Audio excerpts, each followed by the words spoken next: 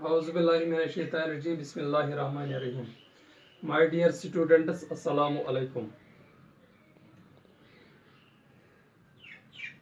Today's our class 8 subject math topic comparing quantities. Exercise 8.2 हमें आज करनी है.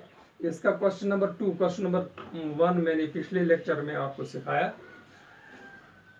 Question number 2 है on Sunday 845 people went to the zoo. On Monday only 169 people went. What is the percent decrease in the people visiting the zoo on Monday? हमें यह बताना कि इतवार के रोज संडे के रोज 845 लोग चिड़ियाघर देखने के लिए जाते हैं और मंडे के रोज 169 लोग खाली जाते हैं. हमें यह बताना है कि मंडे के रोज कितने डिक्रीज हुई लोगों में.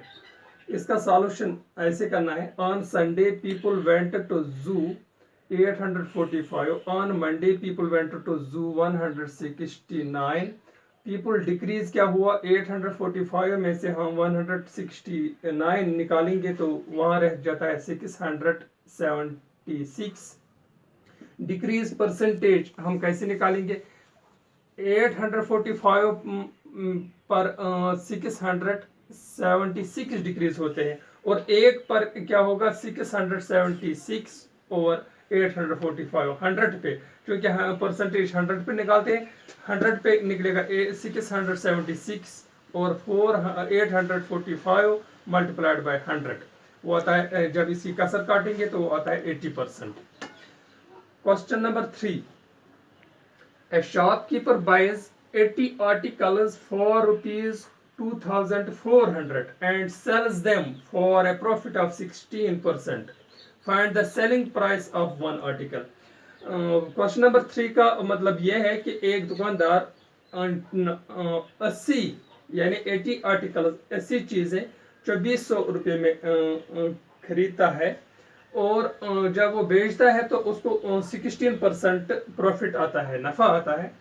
Find the selling price of one article. हमें सिर्फ एक चीज का सेलिंग प्राइस बताना है. जिस पैसे पे वो बेच रहा है एक चीज का बताना है, एक आर्टिकल का बताना है.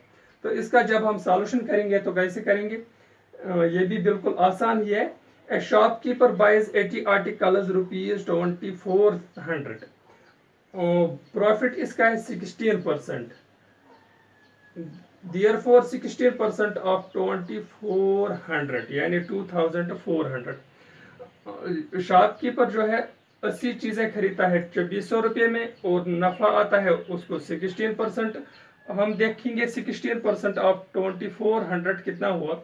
वो हो गया 16% मीनस 16 और 100 ऑफ 24 मल्टीप्लाइड 2400 वो आता है rupees 384. Therefore selling price of 80 articles is equal to 2400.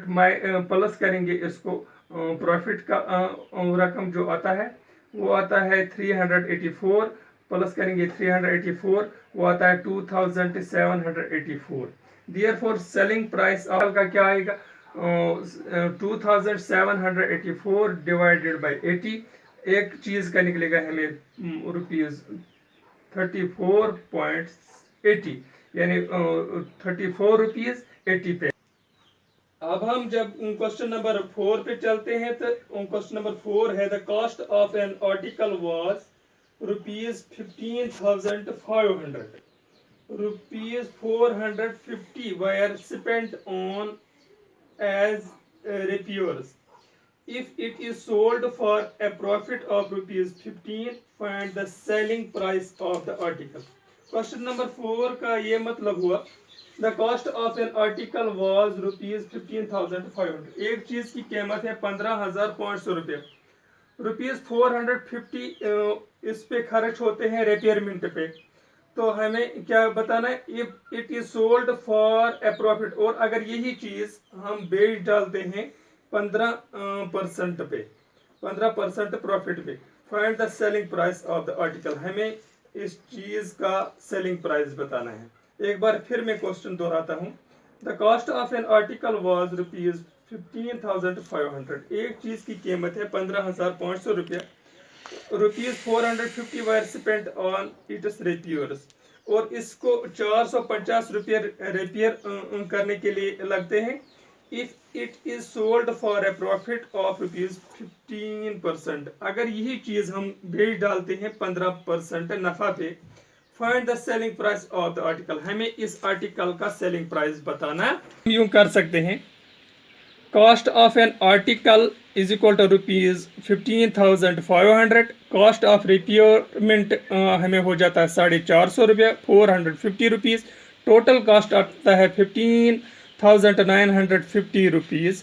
Profit इस पे आता है 15%, देयरफॉर 15% ऑफ रुपीज़ 15,950, वो हम ऐसे करेंगे 15/100 मल्टीप्लाइड बाई 15,950, वो आता है 22,392 रुपीज़ और 50 पैसे। Selling price of the article हुआ 15,950 रुपीज़ प्लस 2,392 रुपीज़ 50 पैसे। तो वो जब इसका ऐड हम करेंगे, जमा करेंगे, तो वो आता है 18,342 रुपीज़ 50 पैसे।